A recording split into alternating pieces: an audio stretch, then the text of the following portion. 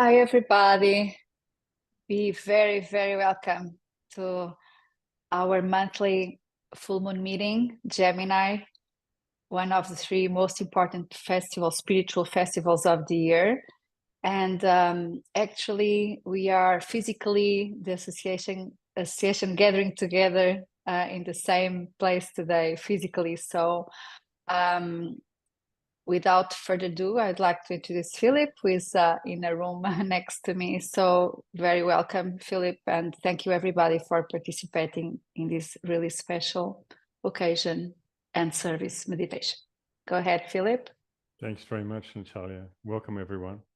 Yes, indeed. I'm going to talk for a few minutes before we do the meditation, just to allow any latecomers to log on. I've just been looking at this wonderful painting by the Dutch artist Joffre, who did a series of all the 12 zodiac signs, and this one is for Gemini, obviously. Gemini is generally depicted or known as the warring brothers, but this is showing male and female, as other artists also depict, and essentially representing, or at least the warring brothers represent the higher self and the lower self. But here we have the twins joined up here with these wings surrounding them and separated down here, and of course the caduceus they're both holding on to, the major symbol of Mercury, the exoteric ruler of Gemini, the staff of life surmounted by the wings of the soul, with of course the two serpents entwined around it, indicating the three major nadis going up the spine, the Ida, Pingala, and Sushumna nadis. Then we have various other creatures down here, lion, the unicorn, which represents Leo and Capricorn, respectively. We have a monkey, and this could be associated with the monkey mind of Gemini. We have another figure over here, can't figure out, it's a female figure. Oh, it's an angel, actually. It has wings. And over here we have the Fool, as in the tarot card, the Fool. And it's a pretty good association with Gemini in many ways. The Fool is a really profound symbolism. Anyway, there's just a few pointers there on Joffre's paintings. I do use them fairly regularly in my newsletters, and you can find them online as well, of course, if you do a search for them. That's Johfra, Joffre. And he does some quite other esoteric paintings too, which are non-astrological. So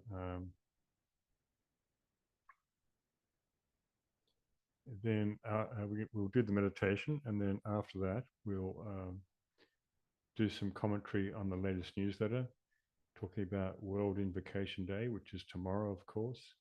I originally had the wrong time as AM. It's actually PM, the 1353 Universal Time, or GMT tomorrow for the exact full moon. So if you are awake at that time, wherever you are in the world, then the 1 hour before the exact time is the most potent gateway, we are told, for the full moon. And so we'll go into some depth in the chat and the talk after the meditation, looking at these three major festivals. This is the third of the three festivals of Aries, Taurus, and Gemini, which sets the tone for the whole of the spiritual year. It's like the esoteric triangle of Aries, Taurus, and Gemini, which correspond to Shambhala, hierarchy, and humanity. So I think that's enough said. I'm going to share my other screen now. If I can find where it is. Always lose this toolbar here. Just a moment. There it is. Okay.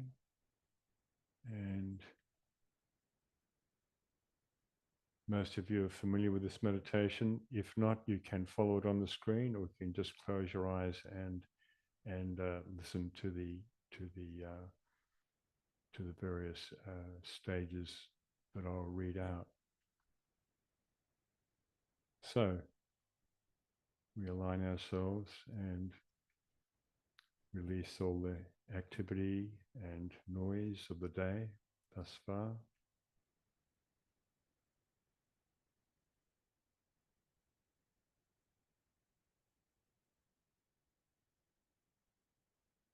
And we take a few deep breaths, letting go of all the physical tension, emotional concerns, and thoughts.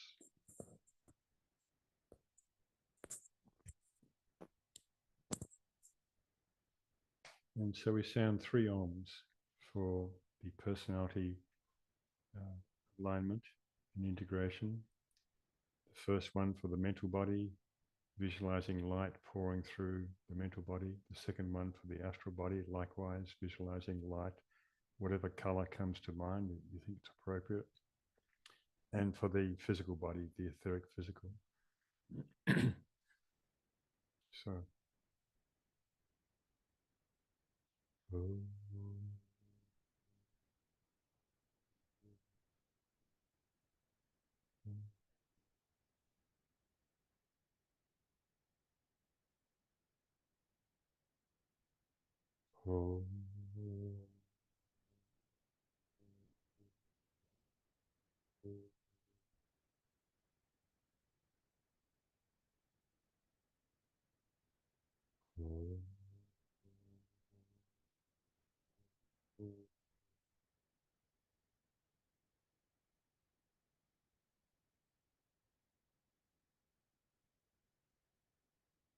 We visualize the personality as radiant and integrated,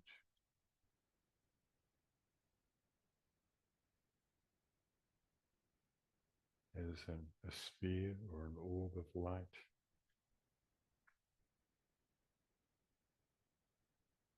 And we see another sphere of light above that. This is the light of the soul, greater light that moves towards the sphere of the personality and blends and merges with it, creating a greater orb of radiance, soul and personality fusion.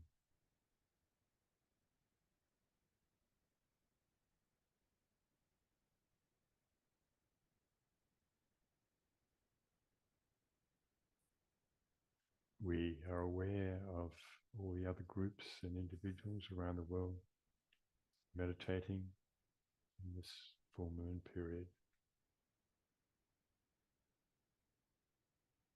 seeing ourselves connected to them by a great network of light surrounding the planet.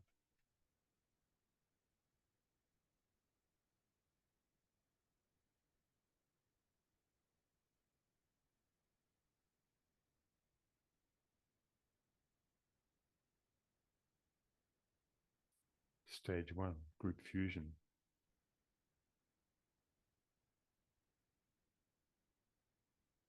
We affirm the fact of group fusion and integration within the heart center of the new group of world servers, mediating between hierarchy and humanity. And so we sound the formula for group integration. I am one with my group brothers, and all that I have is theirs. May the love which is in my soul pour forth to them. May the strength which is in me lift and aid them. May the thoughts which my soul creates reach and encourage them.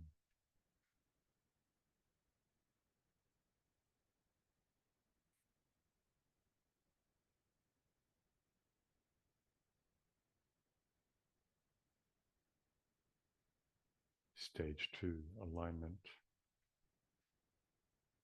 We project a line of lighted energy towards the spiritual hierarchy of the planet, the planetary heart, the great ashram of Sanakumara.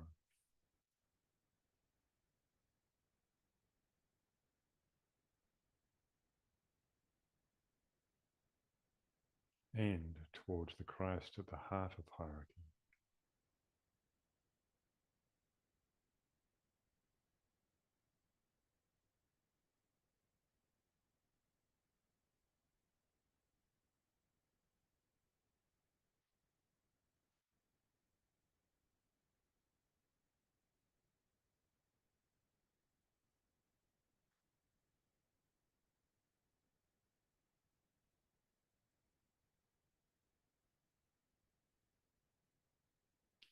Then we extend this line of light towards Shambhala, the center where the will of God is known.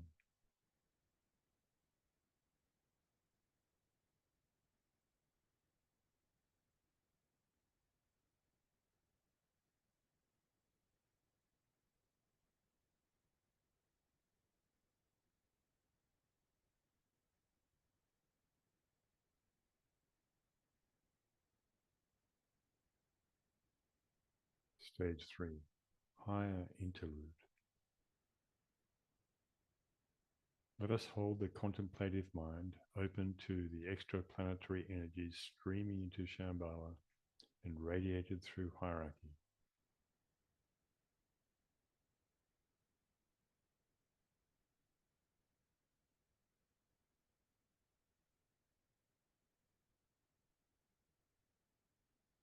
Using the creative imagination, endeavor to see the three planetary centers, Shambhala, hierarchy, and humanity, gradually coming into alignment and interplay.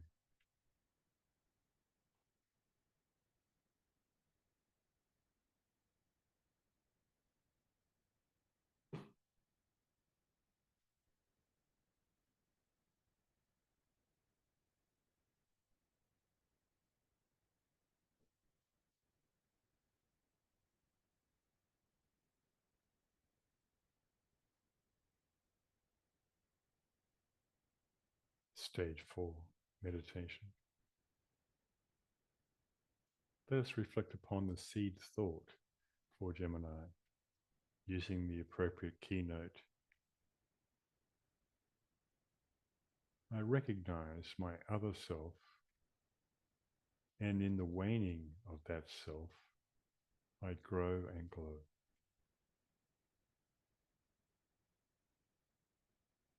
I recognize my other self, and in the waning of that self, I grow and glow. Let's reflect upon this for a minute.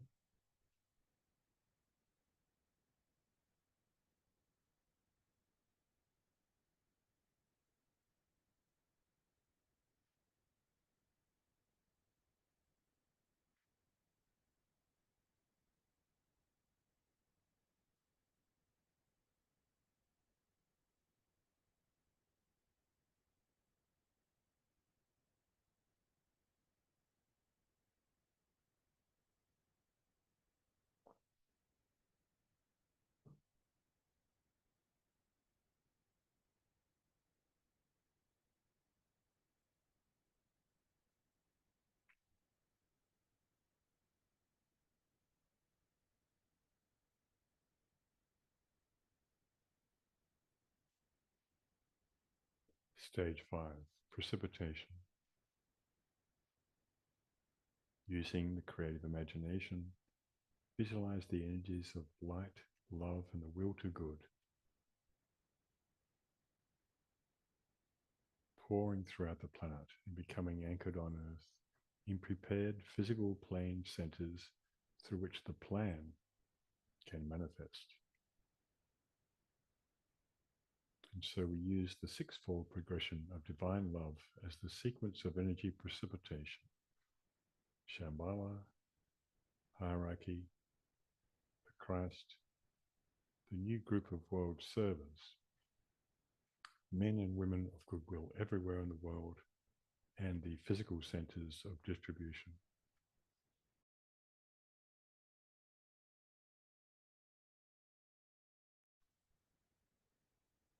So, just to recapitulate, we use the creative imagination to visualize the energies of light, love, and the will to good pouring throughout the planet through this sixfold progression from Shambhala through to the physical centers of distribution.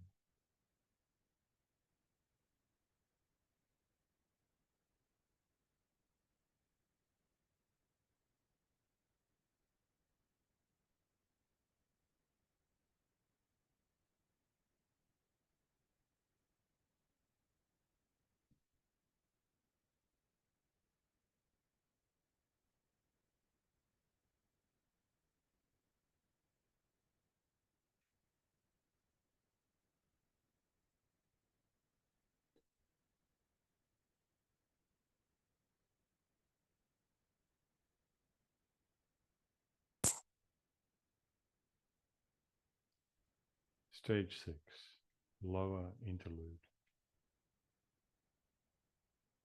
We now refocus the consciousness as a group within the periphery of the great ashram, the ashram of the Christ. And together we sound the affirmation, in the center of all love I stand. From that center I, the soul, will outward move.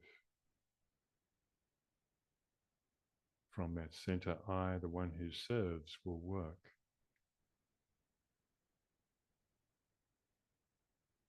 May the love of the divine self be shed abroad in my heart, through my group, and throughout the world.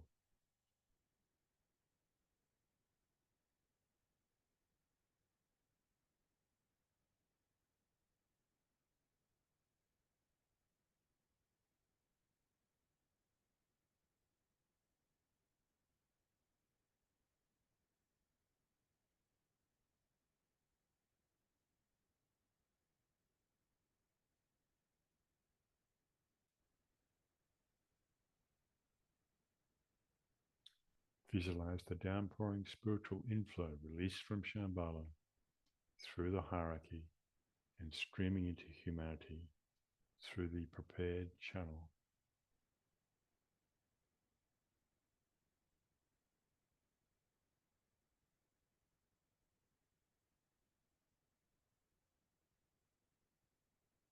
And consider how these empowering energies are establishing the pathway of light for the coming world teacher, the Christ.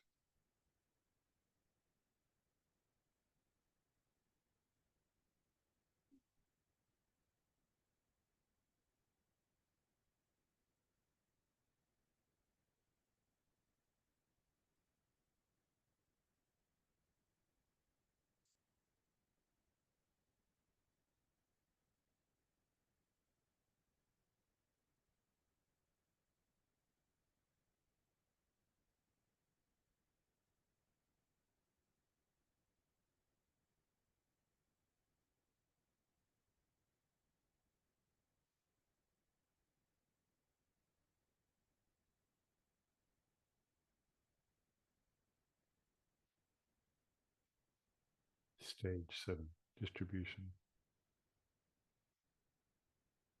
As the great invocation is sounded, visualize the outpouring of light and love and power from the spiritual hierarchy through the 5 planetary centers: London, Darjeeling, New York, Geneva, Tokyo, irradiating the consciousness of the whole human race.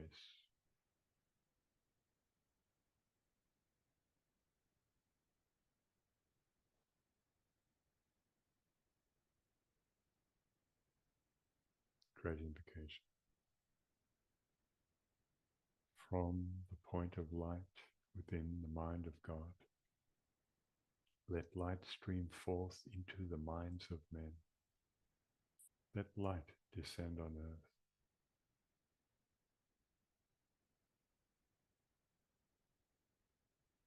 From the point of love within the heart of God, let love stream forth into the hearts of men.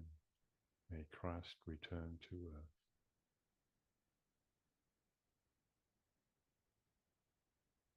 From the center, where the will of God is known.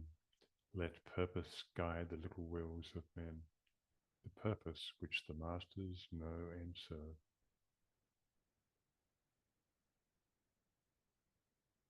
From the centre, which we call the race of men, let the plan of love and light work out. May it seal the door where evil dwells. Let light and love and power restore the plan on earth.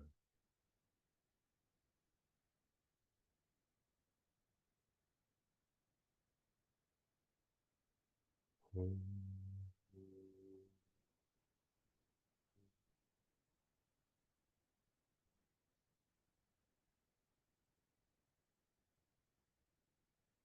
Om.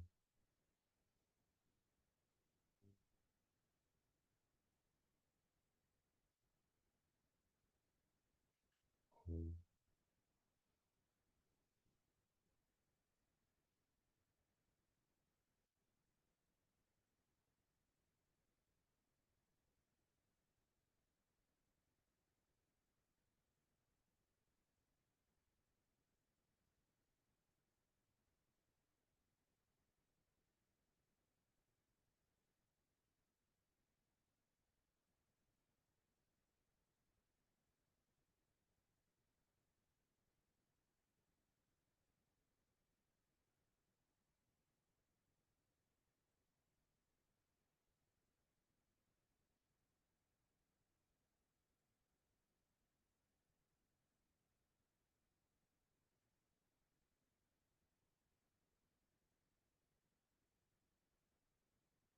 Thank you very much, everyone.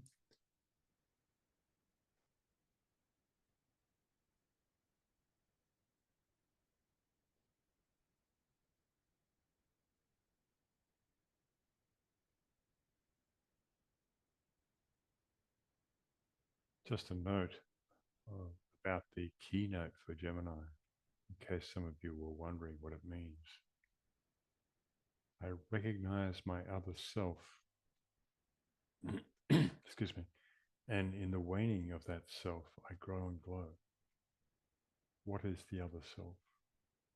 It's simply the personality, one of the warring brothers, if you like, of the soul and personality.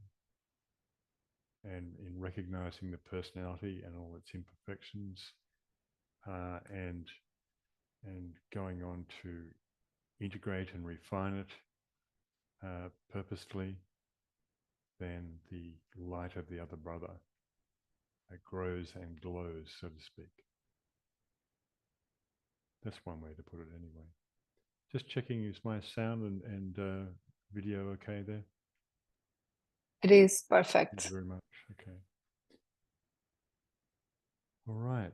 So, as always, I have different subjects I comment on, but the main one to investigate, as we do every year, is the fact that this is the third of three festivals. Aries sets the impulse, which consolidates itself in Taurus and is distributed in Gemini. Gemini is a sign of distribution, distribution of knowledge, of wisdom. That's why it's one of the main signs, if not the main sign of communications and also of relationships in general. The three planetary centers that we talk about in the meditation Shambhala hierarchy in humanity represent the first, second, and third rays, respectively, or the crown, heart, and throat chakras, respectively. But they're not in the order of the signs. You'll notice the Wesak, the second festival, the Taurus full moon festival, corresponds to Shambhala, whilst Easter, the first festival, corresponds to the hierarchy. And the third festival, well, it's really the festival of the Christ and therefore the hierarchy. The Christ in terms of his leadership or his assumption of the post of the Buddha that the Buddha currently holds, who does return back as far as the mental plane, we're told, at the Wesak festival, and links up with Sanakamara and the Christ in a triangle of transmitting energies. So in this Aquarian cycle we're going into for the next 2,000 years, the Christ will actually take over the Buddha's role. And I have commented upon this many times and the implications of that, which I won't go into today. So the interlude in Gemini is also called the Festival of Unification, Christ Festival, Festival of Humanity, all goodwill. And of course, as all festivals are, this is one of major opportunity of that which was impulsed in Aries and is distributed in Gemini. And it's always a 2.5 day period, I should say, either side of the full moon, which amounts to 5 days. Sometimes we can feel it even a few days, several days earlier than the exact time. As I said before, the exact time is tomorrow at 13:30 approximately GMT. On my website in this newsletter, there is about a 9-minute discussion about what the Festival of Humanity is in this video here.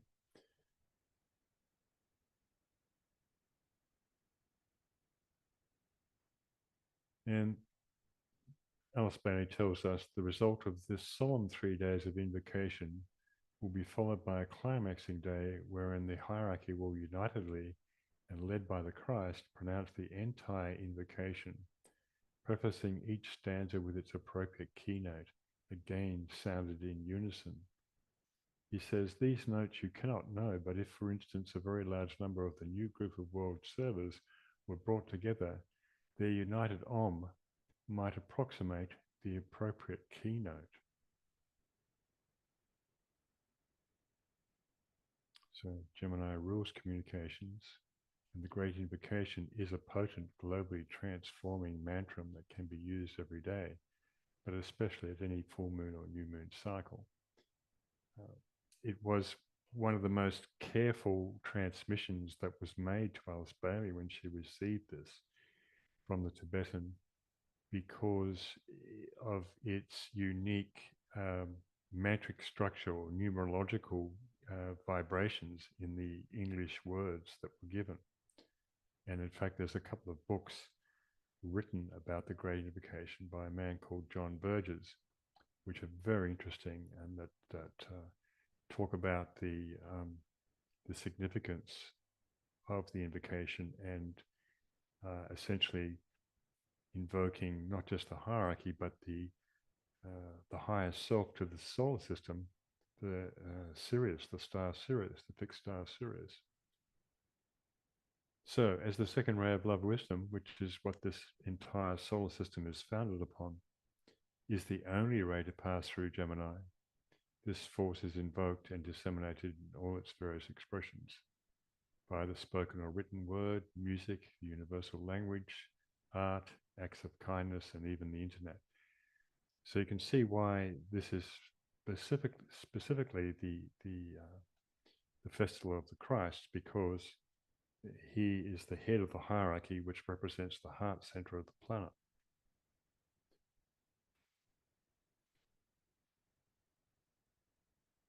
Now, at this particular full moon, we have some interesting astrological aspects. Further enhancing the potency of this love wisdom ray in Gemini is the presence of the second ray ruler, Jupiter, conjunct Venus, the goddess of love, in the last degree of Taurus, and conjunct the Sun in early Gemini. And the Sun, of course, is the other co-ruler of the second ray of love wisdom. Hence, an abundance of this much needed energy will be available. The recent sunspot activity coming from the Sun itself is also enhancing, magnifying this energy pouring through the Sun. The Sun is the major gateway that the rays pass through, and of course, in particular, the second ray of love wisdom. if there's any comments or questions that anyone wants to make, please don't forget to put that in the chat, and we'll keep an eye on that and respond to them as I go.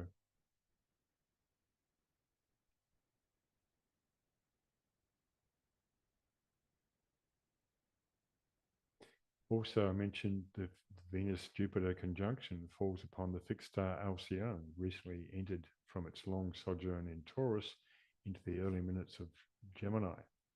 And it's one of the seven Pleiades. Alcyone is regarded as the star of intelligence, or the star of the individual. The term halcyon days derives from the star Alcyone, a period of calm, often nostalgic halcyon days of yore, or halcyon days of youth. It's an old-fashioned term these days, but it's still used. And of course, the Pleiades represent the mother, or the third ray aspect of deity, and Alcyone therefore holds a strong third ray energy, which is similar to the the third sign, Gemini. Even though the second ray is the only ray to come through Gemini, Gemini has a lot of third ray characteristics, as does Taurus, where Alcyone has been for a long time. So this third ray energy contributed a lot to the development of this planet Earth, and also Uranus.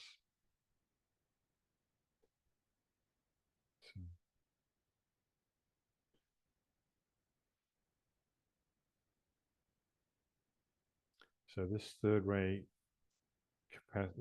similarity to Gemini represents Gemini's capacity to link. The third ray is a ramifying ray. It finds connections from many disparate sort of sources and links them together, much like the map of a human nervous system, you could say. And of course, as I've mentioned many times before, Taurus and Gemini are the two signs, major signs of communication. Gemini far more well known, but Taurus far less known, as I've been saying for the last few years in newsletters, because of the fact that Taurus rules the organs of speech, the tongue, the larynx, and we are told by the Tibetan that the Taurine upon the upward way would do well to use direct and motivated speech in terms of passing on one's wisdom or knowledge. Taurus, of course, being a very acquisitive sign at the material level, but at the spiritual level, relating to high knowledge that is transformed into wisdom.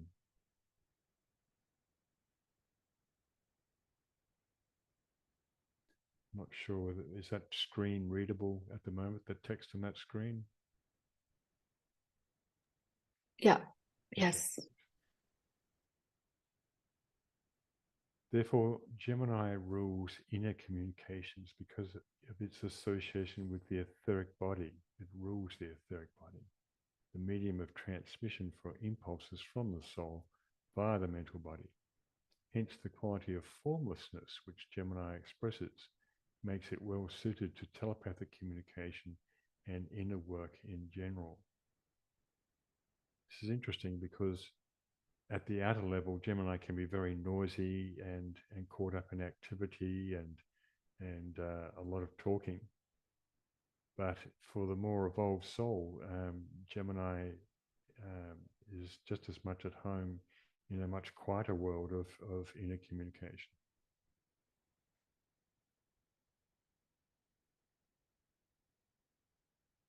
So the Easter festival celebrates the Christ, the Wesak festival, Taurus festival celebrates the Buddha, whilst the Gemini festival of goodwill celebrates the Christ again. As I said before, this is because the one who currently holds the office of the Christ is an office post, will soon be taking over the role of the Buddha in the imminent Aquarian dispensation. And I suppose I could just go out on a bit of a tangent right now to mention that the Buddha and Christ have a very ancient association with each other that goes back to Atlantean times. And the the symbolism of these two great leaders of the Eastern and Western hemispheres is profound. Plus, also the fact that the Buddha came from the so called moon chain, which I go into in my Hidden History of Humanity video, whilst the Christ emerged from the earth chain. And these are two separate evolutions that this planet is uniquely involved with blending. And so the fact of when the moon chain souls were far more advanced in their consciousness because they individualized and started to expand their consciousness way back then.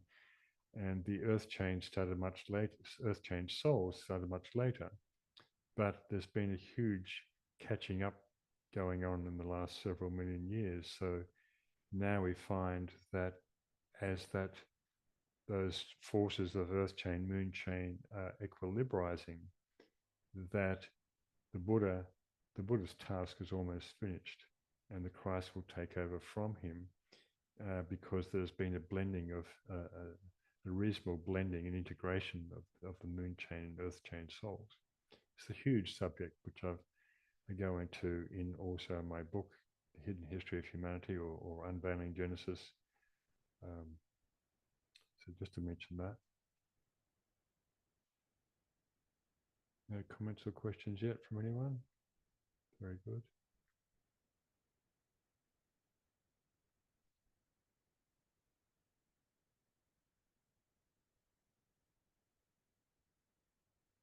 The last sermon of the Buddha.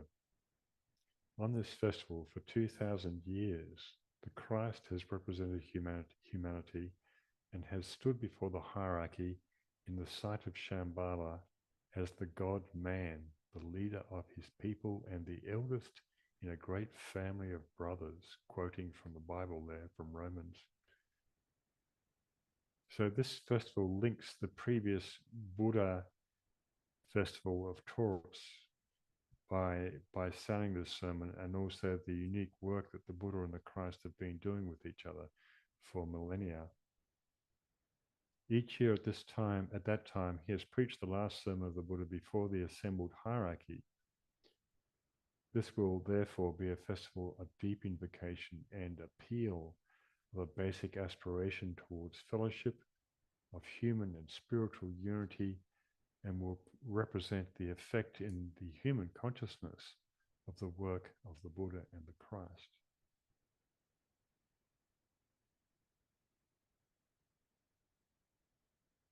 I've said most of this material here. It has long been a legend, and who shall say it is not a fact, that at each full moon of June, Christ repeats and preaches again to the assembled world, to the hearts and minds of men, the last sermon of the Buddha, thus linking the full enlightenment of the pre-Christian era and the wisdom of the Buddha to the cycle of the distribution of the energy of love, for which Christ is responsible. The Buddha himself is more about wisdom, love, in the love-wisdom equation of the second ray of love-wisdom. The Buddha represents the wisdom aspect and the Christ the love aspect.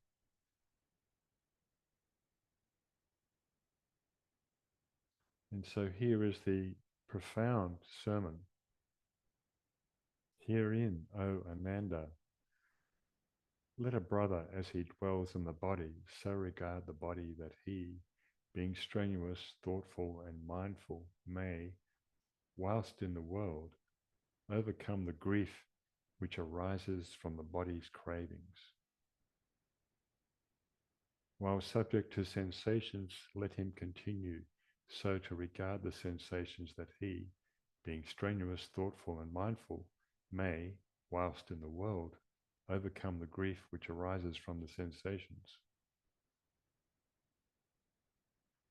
And so also when he thinks or reasons or feels, let him so regard his thought that, being strenuous, thoughtful, and mindful, he may, whilst in the world, overcome the grief which arises from the craving due to ideas or to reasoning or to feeling.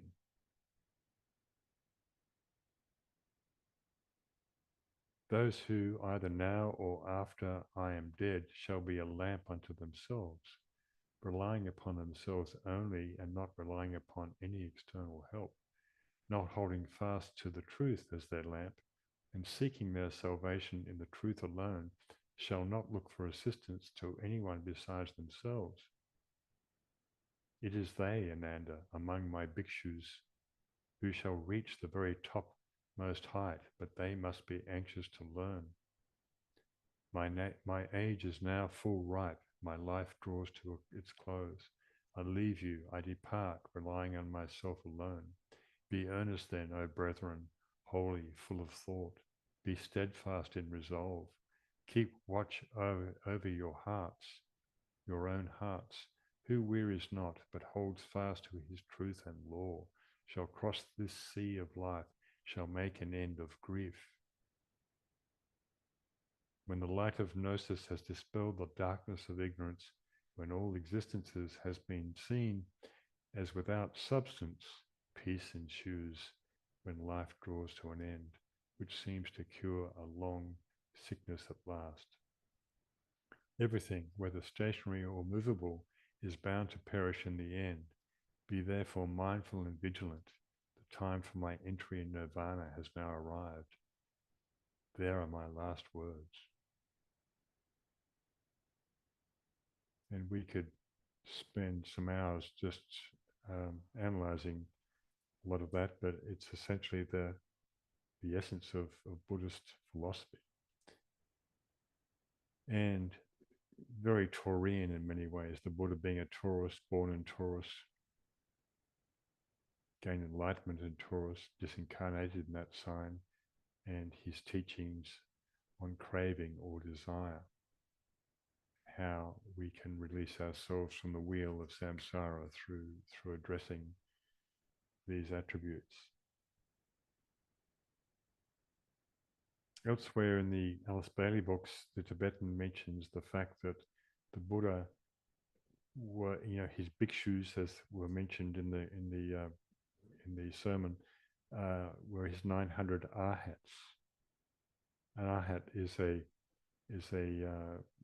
being who has reached liberation, a human being who has reached liberation, the fourth degree initiation, as it's called, surrounded by his 900 arhats. They said the aura of the Buddha was about 3 miles. This is quite extraordinary to reflect upon. And the Tibetan mentions the 9,000 arhats. Of course, these numbers are symbolic, but the 9,000 arhats that will arise in this Aquarian age. So, in other words, a huge proportion of humanity compared to 2,500 years ago will be achieving in the not too distant future the same level of liberation and initiation.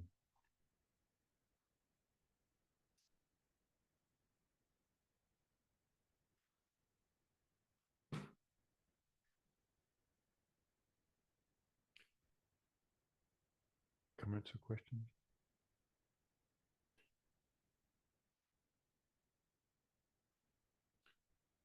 And so I liken the Buddha and Christ as like two of the pillars of Gemini, the sign that is a cosmic gateway for the forces of Sirius to permeate its lower self, which is our solar system, infusing it with a greater cosmic plan and purpose.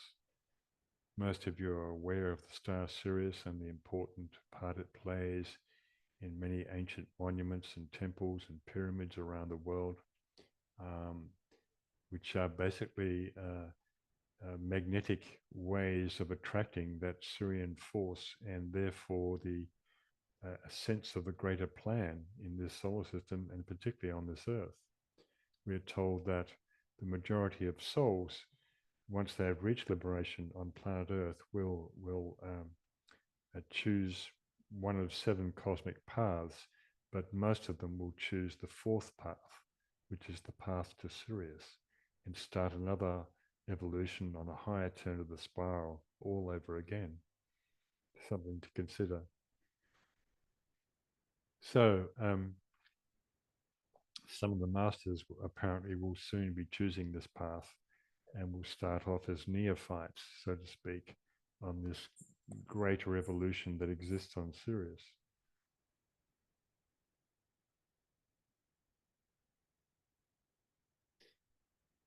Venus, as the esoteric ruler of Gemini, provides a further point of contact in stepping down that purpose through relationship with its higher self, Earth, which happens to be the highest or hierarchical ruler of Gemini. Sirius is the source of love wisdom in our solar system, emanating from the cosmic mental plane. And this is discussed in some of the Bailey books in very occult, technical language, and can be a very rich source of understanding.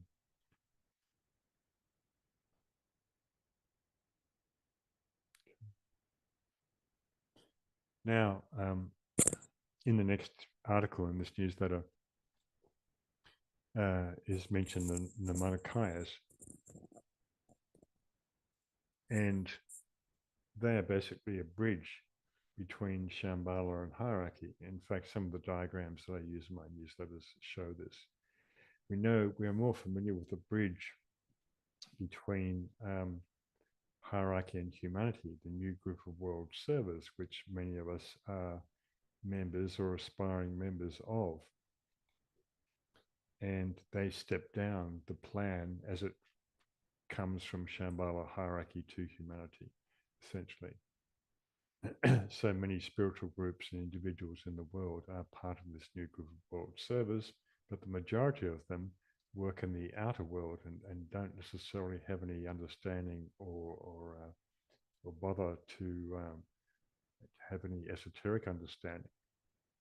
Yet they are working, they're doing what they're supposed to be doing. So the Namanikayas are the inspired contemplatives. The Namanikayas gather their personnel out of the hierarchy, out of the masters of wisdom. And their relation to Shambhala is not one of affiliation, nor is it the same as that of the new group of world servers to the hierarchy. Their major relationship is with the triangle of the Buddhas of activity, and it is under their creative inspiration that they work.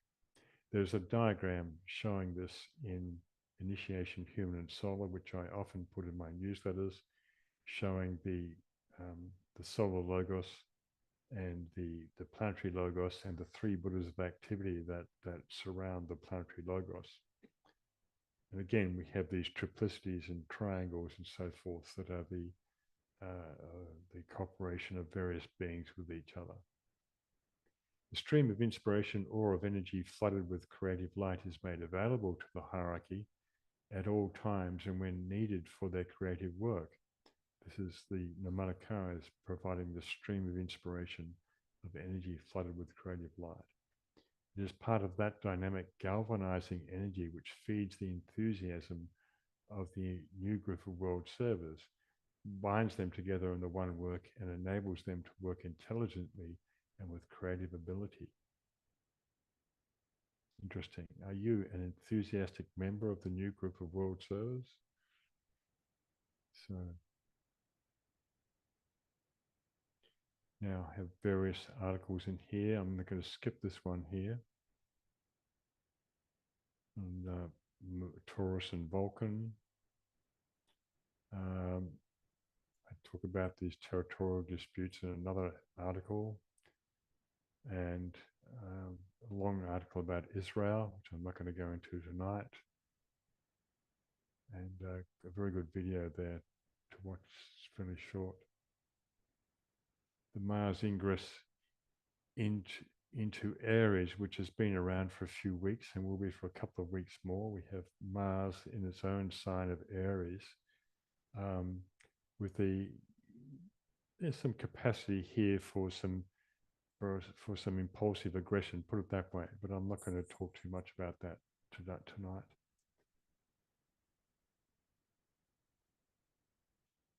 Impulsive Aries and instant karma. That was written from a personal experience I had a few weeks ago. And the Pentecost, which was a very good prelude to this full moon. Pentecost was on last Sunday, on the 19th of May. It usually falls in Gemini because it's was it 49 days after Easter, and usually falls in Gemini, and has a great association with Gemini because Gemini is related to communication, and this communication of the Pentecost is the infamous talking in tongues. And so let's go through this a little bit. This is an article from a few years ago that I reformulated for this newsletter.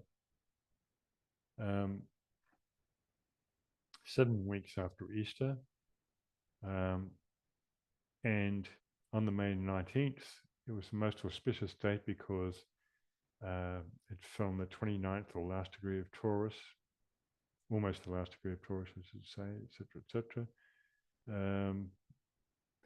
And the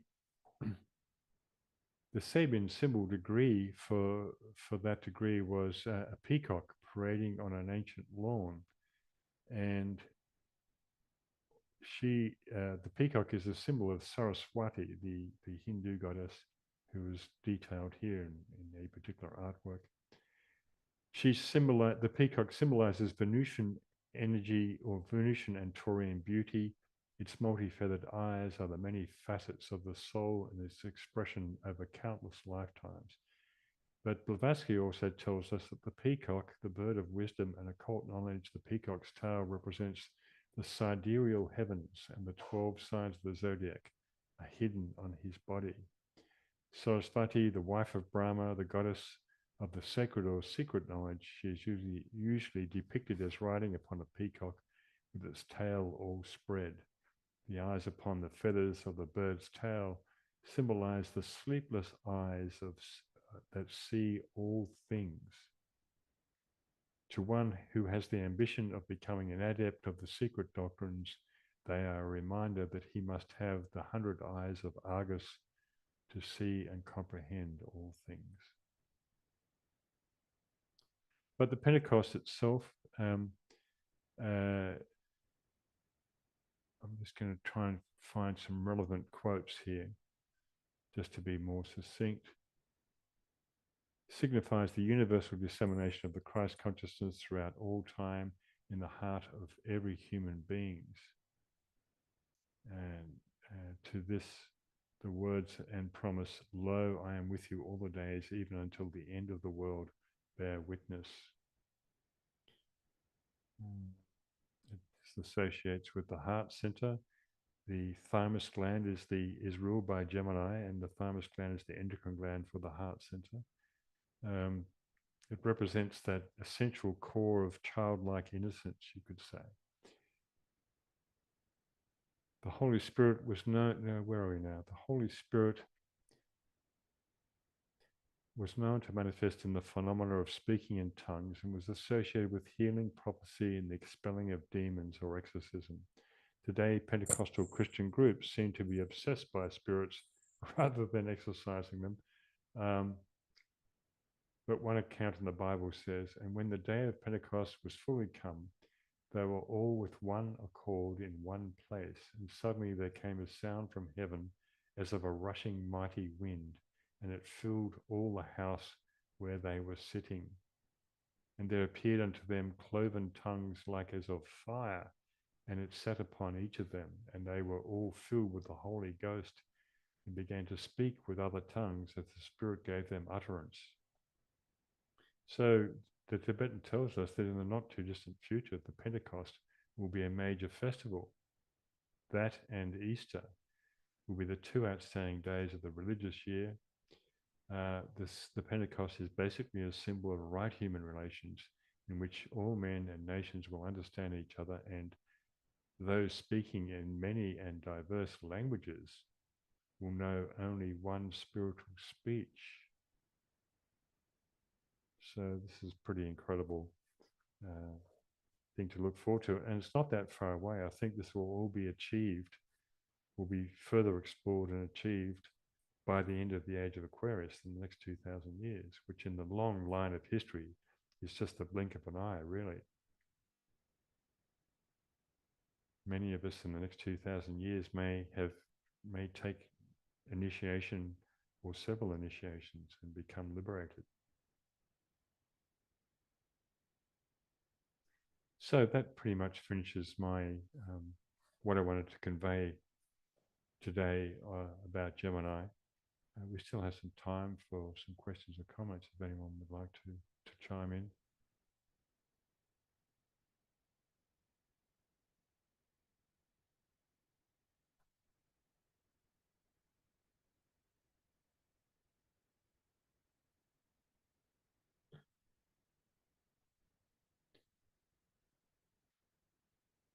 It's very quiet today.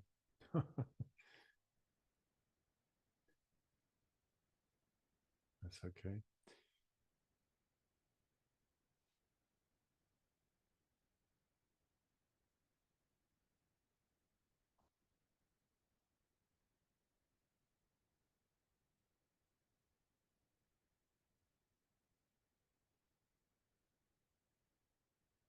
All right then. Well, we shall leave it at that. Don't forget, if you are around, depending on what time zone you live in, tomorrow at around what did I say, 13:30 GMT, then meditating 1 hour before the full moon, and linking up, of course, with all the groups and individuals you know in connecting with the hierarchy essentially, and also the plan, the precipitation of the plan. So, having said that, I will stop my share here and hand it back over to you, Natalia or Inez.